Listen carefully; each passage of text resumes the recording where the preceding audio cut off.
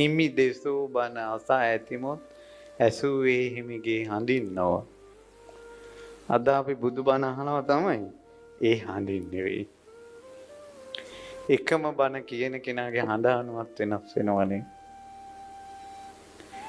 ඒ බ්‍රහ්ම ස්වරයෙන් කරුණාව මුසුවන, දයාව මුසුවන නව ලෝකෝත්තර ශ්‍රී සද්ධර්මයේ තථාගත දසබල සිව් විසරද ඥානයි මොහොල බුදු කෙනෙක් දහම් දෙසද්දී ඒ විදු මිනිසුන්ගේ දුක් ගෙවි ගියා. නිවි ගියා. ඕනේ නම් ඔයාලට කරදර නැති වෙන්න බුදුරජාණන් වහන්සේම සරණ යන්න. ඒ ප්‍රණීතම වචනය කරගන්න බුද්ධං සරණං ගච්ඡාමි කියන්නේ. ඒ ශ්‍රී සද්ධර්මයේ සරණ යන්න ප්‍රණීතම වචනයක් කරගන්න ධම්මං සරණං ගච්ඡාමි කියන්නේ. ප්‍රණීතම වචනය කරගන්න සංඝං සරණං ගච්ඡාමි කියන්නේ. ඉස්සර අපි අසපුවට ඉස්සල්ලාම එනකොට ඔය දහම් වැඩසටහන් තියෙන කාලේ ඉස්සර මෙම හේවිසි වෙස්නට නෙවෙයි තිබ්බේ.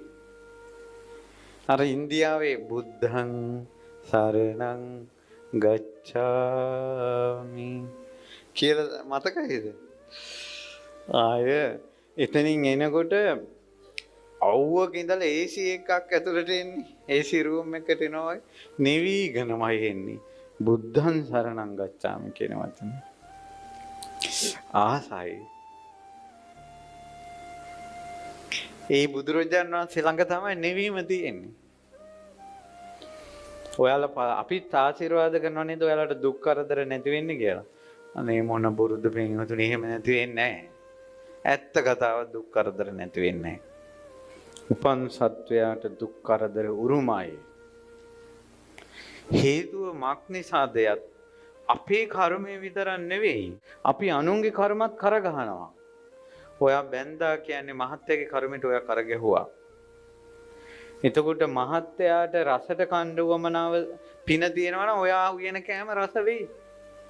මහත්තයාට රසට කන්න පින නැත්නම් ඔයා උයන කෑම දියරහ වෙයි. කරන්න දෙයක් නෑ. එයාගේ කර්මයට කරගහලා. ඔයා සංසාරේ අනිත් අයට සැරට පරුසට කතා කරලා නම් කර්මානුරූපව හිමි වෙනවා. කනට මිහිරි වචන ඇහෙන්නේ නෑ. කොච්චර හොඳට ඉඳලා යාළු වෙලා බැන්දට පස්සේ මිනිස්සු සැරයි. මිහිරි වචන අහන්න පින නැහැ. ආදරේ ලබන්න පින නැහැ. හැබැයි ඕවා පින නැහැ කියලා නිවනට පින නැති වෙන්න විදිහකුත් නැහැ. ඒක හැංගිලා ඇති. අර අහිංසක බ්‍රාහ්මණයාට ජයනිගෙන් කියලා සැනසීමක් ලැබුණේ නැහැ. දරුවන්ගෙන් කියලා ප්‍රියමනාප දේ ලැබුණේ නැහැ. බත් කටෙන්වත් ප්‍රියමනාප බව ලැබුණේ නැහැ. නිදා ගන්න පැදුරෙන්වත් සැපේ හම්බුනේ නැහැ. ඇස් දෙක ඇරලා උදේ බලනකොටවත් සැපයක් ලැබුණේ නැහැ. අද ආඩුම කාලේ උදේ නැගිට ගමන් අද කාලේ කොල්ලෙක් ෆෝන් එක බලන සැපේවත් ඒ බ්‍රහ්මණයට නැහැ. හැබැයි උඹලට තියෙන ওই සැපේ නැති වුණාට නිවන් දකින්න සැපේ තිබ්බා දරුවනේ ඒ බ්‍රහ්මණයාට. සසරින් එතරට වැඩිය. මම මේ කියන්නේ මෙච්චරයි. අපි පුරුදු වෙමු ටිකක් දරා ගන්න. අමාරුයි. දරා ගන්න ඒ වුණට උත්සාහ කරමු. අනේ මේ ළඟදී අපි හිතවත් පවුලක අවුරුදු 74ක තාත්තා කෙනෙක් සියදිවි විනාශ ගන්නවා. අවුරුදු 74ක් හිටියා. සියදිවි විනාශ ගත්තා. දරා ගන්න බෑ. වයසක මිනිස්සු සියදිවි විනාශ ගන්නවා. දරා ගන්න බෑ. තරුණ ළමයි සියදිවි විනාශ ගන්නවා. දරා ගන්න බෑ. සියදිවි විනාශ ගැනීම, කලබල වීම, අනවශ්‍ය තීරණ ගැනීම මේ ඔක්කොම හදවතේ තියෙන ශක්තිමත් බව නැතිවීමයි. ඒ නිසා හිත ශක්තිමත් කරගන්න පින් කරන. ඒ හිත ශක්තිමත් කරන පින් තමයි අභියෝග ජයගෙන කරන පින්. දරුවෝ දන් දෙන්න සිද්ධ වුණේ වෙස්සන්තර රජතුමාට බොළඳ හිතකින්ද ශක්තිමත් හිතකින්ද? දරු දුකට ඇස් වලින් ලේ වැටෙද්දී දරුවෝ දෙන්න වෙනවා.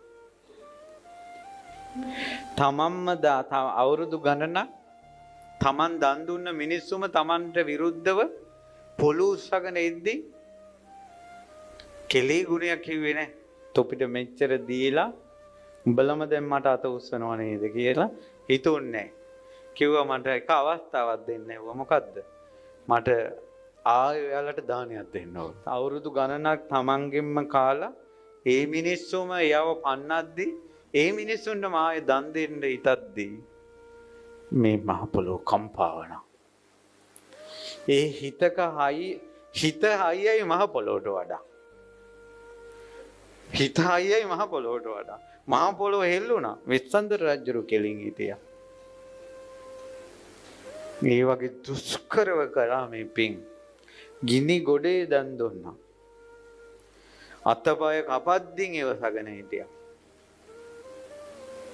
ඇත්තටම අපිට දේවදත්තේ වුණාට දේවදත්ත බුදුරජාණන් වහන්සේට දේවදත්තෙක්ද? නෑ. දේවදත්තට අපි හතුරයි. අපිට දේවදත්තෙක් වුණාට බුදුරජාණන් වහන්සේට දේවදත්තට තියෙන කරුණාව. බුදුරජාණන් වහන්සේට ඒසා ශාන්ති පාරමිතාව පුරන්න බෑ ওই දේවදත්ත නොහිටියානම්. එච්චර මෛත්‍රියක් කරන්න බෑ ඒ තරම් දේවදත්ත ඇවිස්සුවේ නැත්තම්. පැහැදිලිද මම මේ කියන්නේ? දේවදත්තගේ අසාධාරණකම් වලට මොහොන දිදී දේවදත්ත මහ පොළොවට පලාගෙන යද්දී තමන් සම්බුදු වුණා. හැබැයි ඔහු කෙරෙත් කරුණාව තිබ්බා. අවසානයේ ඔහුත් ගින්දරෙන් පල්ලහැට ගියාට ඕකෙන් උඩට ඇවිල්ලා ආයෙ දවසක පස්සේ බුදු වෙනවා. එකම එක දෙයක් නිසා. මොකද්ද කියන්න පුළුවන් නම් ඒ දෙය. ගිනි ගොඩේ පල්ලහැට යද්දී බුද්ධං සරණං ගච්ඡාමි කියලා. ඒක ඇත්තටමයි කිව්වේ. දේවදත්ත මහාන වෙනකොට බුද්ධං සරණං ගච්ඡාමි කියලා කියපු එකේ මොකක් හරි ඒක එයාට නොතේරි හිතත් එක්ක කවලම් වෙන්නේ නැතුව කියන්නම් වාලේ කියන්නේ නැති. අනුන්ට තුනුරුවන් ගැන කියා දෙනකොට බුද්ධං සරණං ගච්ඡාමි ඔය කියන්නේ නැති. පොළොව බලාගෙන යද්දී කිව්වේ ඇත්තටම. ඒ වචනේ කොච්චර ප්‍රබල වුණාද කියනවා නම් කරපු පව් ඔක්කොම ගෙවලා කල්ප ලක්ෂයක් ඇතුළත සට්ටීසර කියලා පසේ බුද්ධත්වයට පත් වෙනවා. පින්වතුනි ඒ හිත ශක්තිමත් කරගන්න ශක්තිමත් හිතක් ඕන බුදු කෙනෙක් ළඟට පිහිට ලබන්න. බුදුරජාණන් වහන්සේ දෙන්නේ සරල දෙයක් නෙවෙයි. ඒ කියන්නේ සාමාන්‍ය දෙයක් නෙවෙයි අමෘතයයි දන් දෙන්නේ. ඒ උතුම් දේවල් ගන්න අපි ගාව උතුම් වාජනයක් තියෙන්න ඕන. පැහැදිලි නේද මම මේ කියන්නේ? උතුම් දෙයක් දෙනකොට අපේ හිත උතුම් විදියට තියෙන්න ඕන එක ගන්න. ඒකේ ප්‍රබලම කාරණාව තමයි ශක්තිමත් හිත.